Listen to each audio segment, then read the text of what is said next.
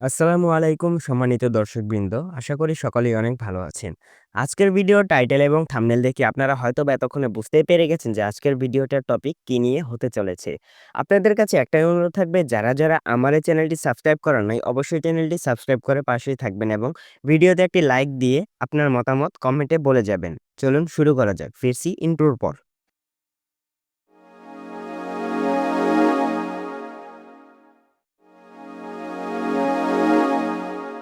ইন্ট্রোর পর চলে আসলাম আমরা। আজকের টপিকটি হচ্ছে ফেসবুক পেজকে মনিটাইজেশন করার জন্য কোন ক্রাইটেরিয়া গুলো পূরণ করতে হয়, কি ধাপগুলো অনুসন্ধান করতে হয় এবং কোন ক্যাটেগরি এবং অ্যাচিভমেন্ট গুলো পূরণ করলেই আমরা ফেসবুকে মনিটাইজেশন পেতে পারি এবং মনিটাইজেশন পাইতে টোটাল কতদিন সময় লাগে সেটাই আমরা জানবো। এবং সবথেকে গুরুত্বপূর্ণ ৩ টা সেটিংস আমরা দেখব, যেগুলোর দ্বারা আমরা ফেসবুকের ভিতরে মনিটাইজেশন পেতে পারি। সর্বপ্রথমেই আপনাদেরকে চলে যেতে হবে আপনাদের ফোনের গুগল প্লে স্টোরে। অবশ্যই প্রত্যেকের ফোনে প্লে স্টোর আছে। গুগল প্লে স্টোরে গিয়ে আপনাদেরকে লিখতে হবে মেটা বিজনেস সুইট। মেটা বিজনেস সুইট। এই তো চলে আসছে মেটা বিজনেস সুইট। এখন এটাকে ইনস্টল করে নিতে হবে। ঠিক আছে বন্ধুরা, এখন দেখুন আমার মেটা বিজনেস সুইট যেটা আছে সেটা কিন্তু ইনস্টল হয়ে গেছে। এখন আমরা এটাতে প্রবেশ করব। হ্যাঁ, চলে আসছে। এখন এখানে আপনাদেরকে লগইন করতে বলছে ইমেল ওর ফোন নাম্বার এবং পাসওয়ার্ড দিয়ে। সো আপনারা এখানে আপনাদের সেই ফেসবুক অ্যাকাউন্টের লগইন পাসওয়ার্ড দিবেন, যেটার মাধ্যমে আপনারা ফেসবুক পেজ ক্রিয়েট করেছেন। আমার পেজটি এখানে লগইন হয়ে গেছে।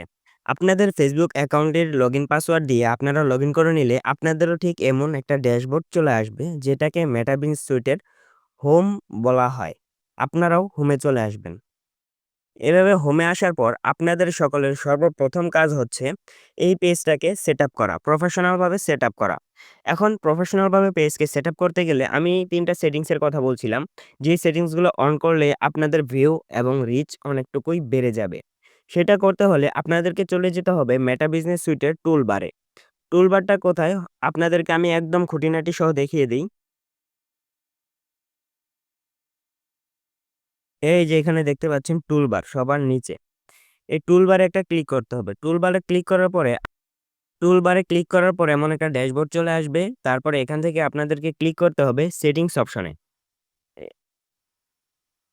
এই সেটিংস অপশনে এখান থেকে সেটিংসে ক্লিক করে দিবেন।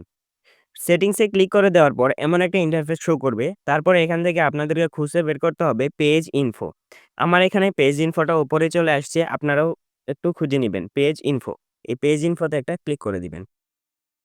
পেজ ইনফোতে ক্লিক করার পর এখানে আপনারা আপনাদের ফেসবুক পেজের জন্য সুন্দর একটা ব্যানার এবং একটা প্রোফাইল সিলেক্ট করে সুন্দর একটা বায়ো এড করে দিবেন।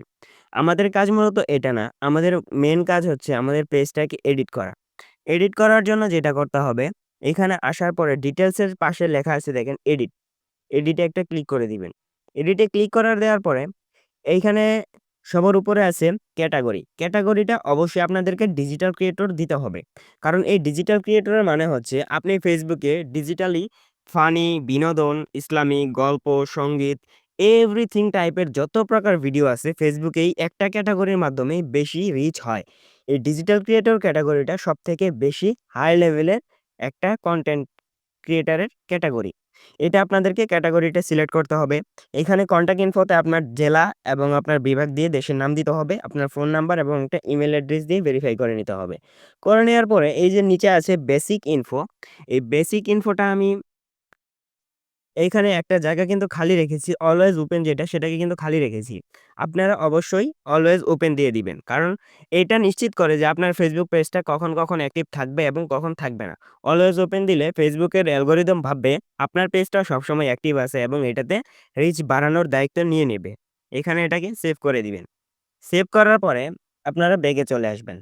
ব্যাকে চলে আসার পরে এইখানে দেখবেন লেখা আছে হেল্প সেন্টার।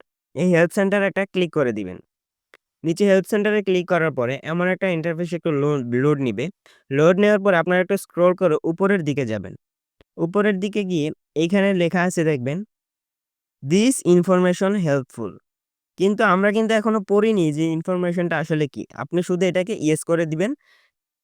তারপরে এখানে এই বিষয়টা সবথেকে বেশি গুরুত্বপূর্ণ, হোয়াট ইস দ্য হেল্পফুল? আমরা কিন্তু পড়িনি অথচ আমরা বলেছি হ্যাঁ, এটা হেল্পফুল। এইখানে হচ্ছে মেইন ক্রাইটেরিয়া যেটা আপনাদেরকে কেউ বলবে না। যেটা কোনো Facebook অথবা ইউটিউবার কনটেন্ট ক্রিয়েটর কখনো আপনাদেরকে বলবে না। এখান থেকে আপনি কোনটা সিলেক্ট করবেন। এটাই কিন্তু মেইন ফোকাস একটা পেজের ক্ষেত্রে। আ এইখান থেকে আপনাদেরকে সিলেক্ট করতে হবে "দিস আর্টিকেল ওয়াজ অ্যাকুরেট" মানে এই শব্দটি একদম ঠিক আছে। আমার পেজের ক্ষেত্রে এটা একদম ঠিক আছে। "দিস আর্টিকেল ওয়াজ অ্যাকুরেট" এটাতে একটা ক্লিক করে টিক মার্ক দিয়ে দিবেন। টিক মার্ক দেওয়ার পরে এই খালি বক্সের ভিতরে বেশি কিছু লিখতে হবে না। জাস্ট লিখবেন "I am a new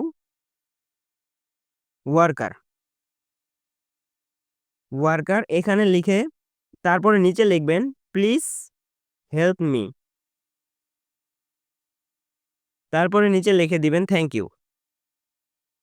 thank you Facebook team. লেখাটা একটু ভালো করে দেখে নিন। এটা দেওয়ার পরে উপরেরটা অবশ্যই "দিস আর্টিকেল ওয়াজ অ্যাকুরেট" এটাই দিবেন। এটা না দিলে অন্য একটা দিলে আপনার পেজটা ওইরকমভাবে হবে না। আমি আপনাদেরকে একদম অর্গানিক মেথডে দেখাচ্ছি। তারপরে এটাকে সরাসরি সাবমিট করে দিবেন। সাবমিট করে দেওয়ার পরে এখানে এমন একটা ইন্টারফেস আসবে। আসার পরে আপনার ইমেইল অ্যাড্রেসটা এখানে দিবেন, যেই ইমেইল থেকে এটা যাবে। আমি আমার ইমেইলটা দিয়ে দিচ্ছি। এখানে কান্ট্রি নেম বাংলাদেশ। বাংলাদেশ দিয়ে সাবমিট করে দিবেন। সাবমিট করার পরে আমাদের হেল্প চেকটা কিন্তু অটোমেটিক্যালি চলে যাবে। এখানে একটা রিকোয়ারমেন্ট আসবে "I am not a robot" এটাকে করে দিবেন। ভেরিফাই হয়ে যাওয়ার পরে এখানে সাবমিটে একটা ক্লিক করে দিবেন। আমাদের এটা কিন্তু সাবমিট হয়ে গেছে। এখানে ইনভ্যালিড কান্ট্রি লেখা আছে। এতে ঘাবড়ানোর কোনো কিছু নেই। এটা আমাদের ঠিক আছে। নেটওয়ার্ক ইস্যুর কারণে এমনটা হয়, কিন্তু এটা চলে গেছে। আপনারা সরাসরি এখান থেকে ব্যাক দিবেন। ব্যাক দেওয়ার পরে এখন আপনাদেরকে কি করতে হবে? এইখানে কিছু অ্যাচিভমেন্ট আমি আপনাদেরকে গুরুত্বপূর্ণ কয়েকটা কথা এখন বলে দেই। Facebook এ মূলত ১০,০০০ ফলোয়ার হলেই Facebook পেজ অথবা প্রোফাইলে ১০,০০০ ফলোয়ার এবং অনেকে বলে ৬০,০০০ মিনিট ওয়াচ টাইম। কিন্তু আমি বলব এটা একদম ভুয়া কথা। ৬০,০০০ মিনিট ওয়াচ টাইম কখনো লাগে না। ফেসবুকের ক্রাইটেরিয়া এখনো বিশেষভাবে প্রকাশিত হয়নি। যে কারণে এটা বলা নিশ্চিত না। কিন্তু আপনাদেরকে অবশ্যই ১০,০০০ ফলোয়ার হওয়ার পরে আস্তে, আস্তে আপনাদের পেজটা অটোমেটিক্যালি কনটেন্ট মনিটাইজেশন ফেসবুক দিয়ে দিবে। এটা নিয়ে ঘাবড়ানোর কোনো কিছুই নেই। এইখানে আমাদের মেইন কাজ শেষ। এখন আপনাদেরকে কি করতে হবে? প্রতিনিয়ত পোস্ট করতে হবে এবং পোস্ট করতে হবে। আপনারা কি রিলস পোস্ট করবেন? না। রিলস হিসেবেই পোস্ট করবেন, কিন্তু পোস্ট করবেন মিডিয়া থেকে। মিডিয়া থেকে পোস্ট করলে আপনার গ্যালারিটা শো করবে। এখান থেকে পোস্ট করবেন। পোস্ট করার ক্রাইটেরিয়া হয়তোবা আপনারা অনেকেই জানেন। একটু Facebook থেকে ভিডিও দেখে নিয়েন। আপনারা যদি চান তাহলে আমি এরপর